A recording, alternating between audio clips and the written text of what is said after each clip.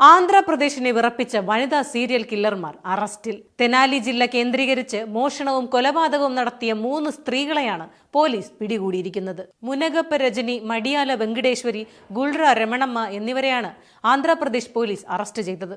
പണമോ സ്വർണമോ ഉള്ള അപരിചിതരുമായി സൗഹൃദം സ്ഥാപിക്കുകയും തുടർന്ന് സ്വർണവും പണവും മറ്റ് വിലപിടിപ്പുള്ള വസ്തുക്കളും മോഷ്ടിക്കാൻ സയനൈഡ് കലർത്തിയ പാനീയങ്ങൾ നൽകി കൊലപ്പെടുത്തുകയാണ് ഇവരുടെ രീതി. ഇരകൾ മരിക്കുമ്പോൾ ഇവർ അവരുടെ കയ്യിലുള്ള വിലപിടിപ്പുള്ള വസ്തുക്കളുമായി ഓടിപ്പോകും. ഇവർ ഇത്തരത്തിൽ 3 സ്ത്രീകളെ അടക്കം 4 പേരെ കൊലപ്പെടുത്തിയിട്ടുണ്ടെന്ന് പോലീസ് പറഞ്ഞു. ജൂണിൽ നാഗൂർ ബി എന്ന സ്ത്രീയെ സീരിയൽ കില്ലർമാർ കൊലപ്പെടുത്തിയതോടെയാണ് സീരിയൽ കൊലപാതകങ്ങളെ കുറിച്ചുള്ള സൂചന പോലീസിന് ലഭിക്കുന്നത്.